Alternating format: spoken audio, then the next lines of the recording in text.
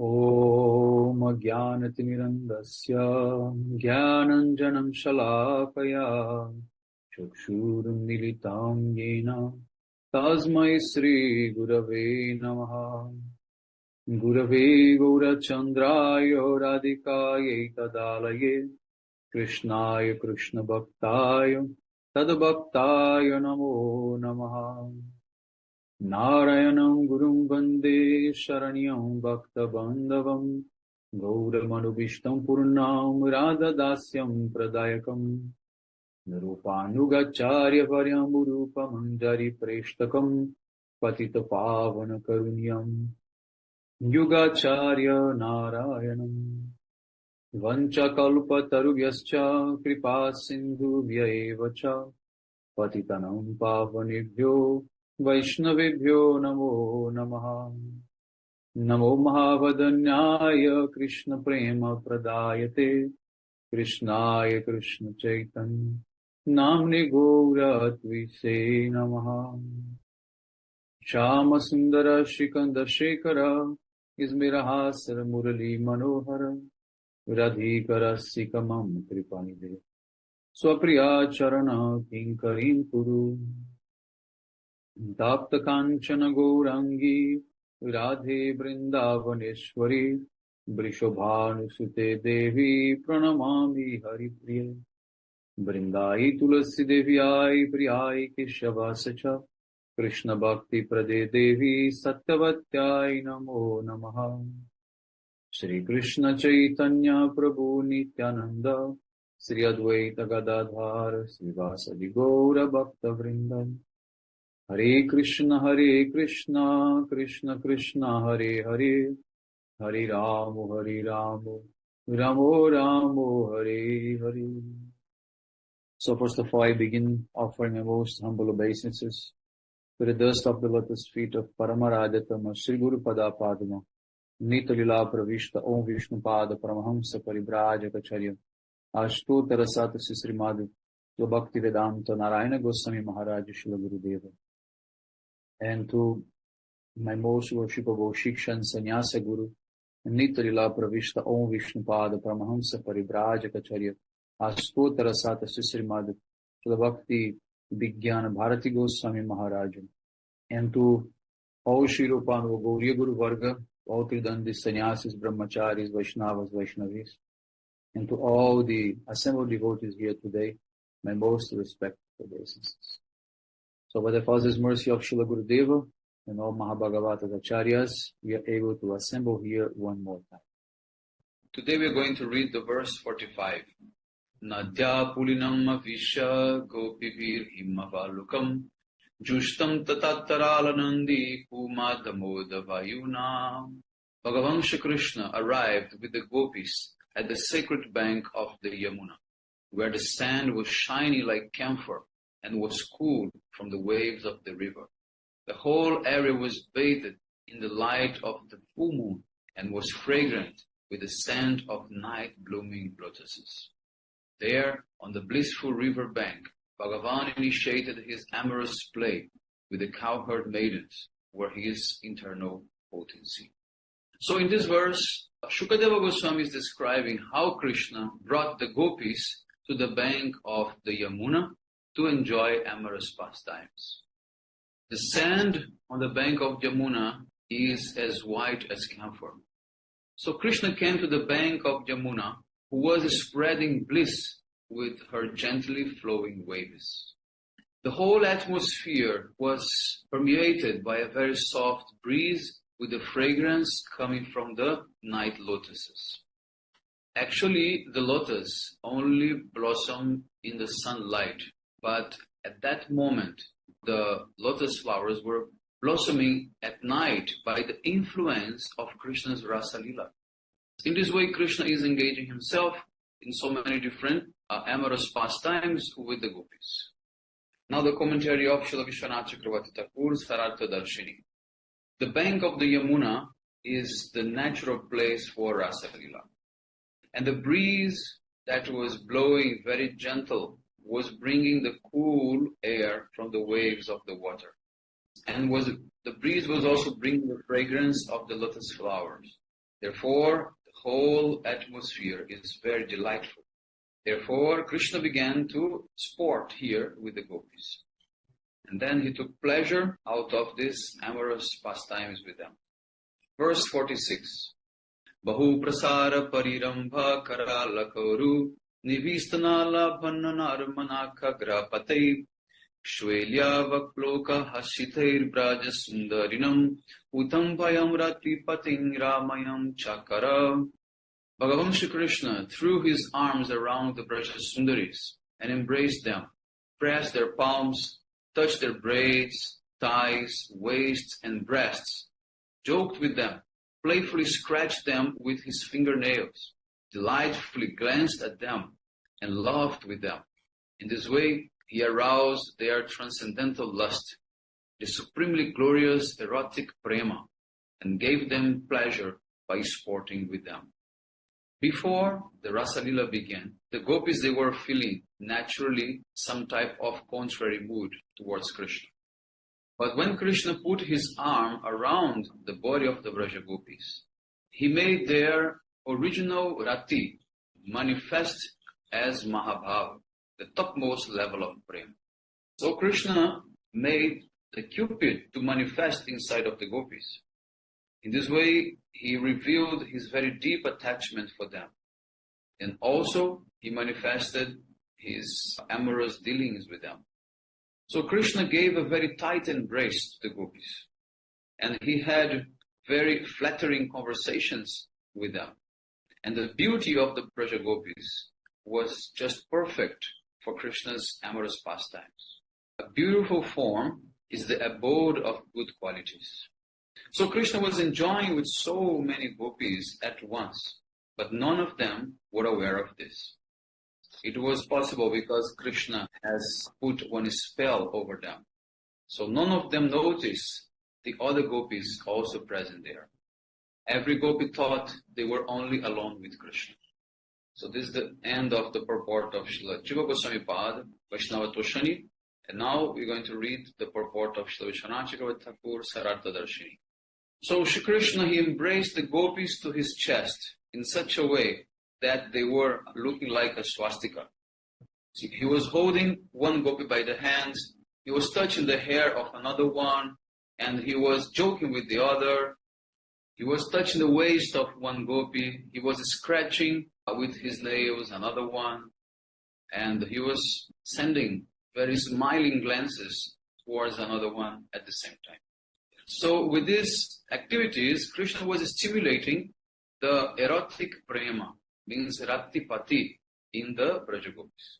Someone may think, how is it possible for Krishna to perform amorous pastimes with millions of gopis in just one small area of the bank of Jamuna? But just like Bhagavan is very powerful, the land of Vrindavan is also very powerful. Even a small part of dust of Vrindavan can expand to unlimited size. So after the Leela is finished, again, it can come to the original size. For Krishna's pastimes, hundreds of secret groves full with beds, perfumes, garlands, betel nuts, and everything can be arranged by Jogmaya. Because Jogmaya is Durgata Ghatana Padyashi Shakti, she can make the impossible possible. So at the end of the Leela, everything was brought to the original size. Now the verse 47. Evam Bhagavata Krishna Labdha Manna Mahatmana Atmanam Menire Strinam Maninyohi Adikam Bhuvi. Being so highly honored by Shri Krishna, the Supreme Lord and Supreme Lover, the gopis became proud, and each one considered herself the finest woman in the world. So now the commentary of Srila Jiva Goswami Pad, Vaishnava Toshani. So he's saying that Bharata Muni, he writes that when you put any cloth in a pot of dye, dye means this color powder, that color becomes even more brighter. So in the same way, union cannot be nourished without separation. In order to narrate the very exceptional pastimes of Krishna, Sri Shukadeva Goswami, in whose heart prema was arising, he used this logic and spoke this verse, introducing the special mood of separation. The word Mahatmana indicates beyond divinity, or the best of the heroes. And this is called Bhagavat Krishnat, or seja, it means Krishna himself is Bhagavan. The gopis, they received so much honor from him. And then Krishna became under the control of their love. And because of that, the gopis, they became manini, means indignant towards their lovers. So each gopi considered herself to be the most fortunate woman in the whole world. So because of their association, intimately associating with Krishna, they displayed the loving anger towards him. This is called manini, man. Therefore, they became proud towards the other gopis. Means each gopi became proud towards all the other ones. So the man of these Braja gopis is an exceptional wave in the ocean of prema. And the beauty of man is displayed only after pranaya. So man is considered as that bhava which creates an obstruction for the couple to embrace each other. So man is a level where love takes a very strong turn. Turn means switching to an opposite position. So it is one kind of vipralamba, a special stage of pranaya. When this man is combining with the staibhava and the vibhava, then it produces a very astonishing taste. So in the Rasa Shastra, it's said that the movement of prema is crooked like the movement of a snake. So therefore, man can arise in the hero and in the heroine with or without any reason. So the gopis, they exhibited one type of pride, thinking that none of the women in the whole world have obtained a hero like Krishna. So all the gopis present on the bank of Yamuna, they have attained Krishna, but they are not as fortunate as I am. So this type of pride is called garva.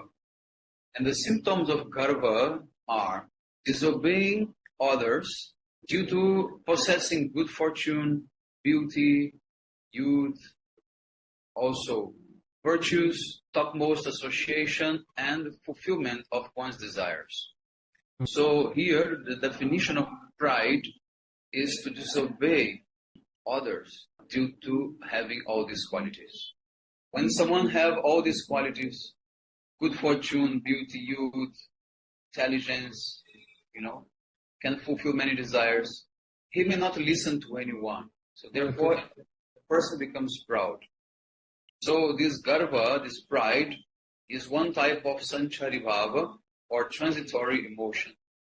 Transitory means it is like a wave. It rises on the ocean of staibhava and then after merges again. So it increases the prema and then after it goes, disappears. So in this way we can understand that garva is a special element of prema. And it can escalate, increase Krishna prema to a very special state in a very high level of rasa.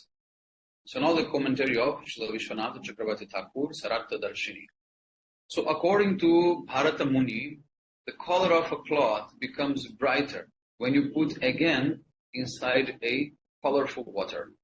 In same way, sambhoga or meeting is not nourished without mixing it with vipralamba or separation. So this is a function of Lila Shakti, to make sambhoga come to the highest point by mixing it with vipralamba. So the Brajagopis, they brought Krishna under their control, and therefore they received so much honor from him. So therefore, each gopi began to think, I am the most fortunate among all women on the surface of the earth. In this way, they became pranaya manini towards Krishna, means proud because of their prema, and they felt superior towards the other gopis. So the verse 48. Tasham tata sobhagamadam vikshavanam chakeshava prasamaya prasadaya tatrivantaradhiyata.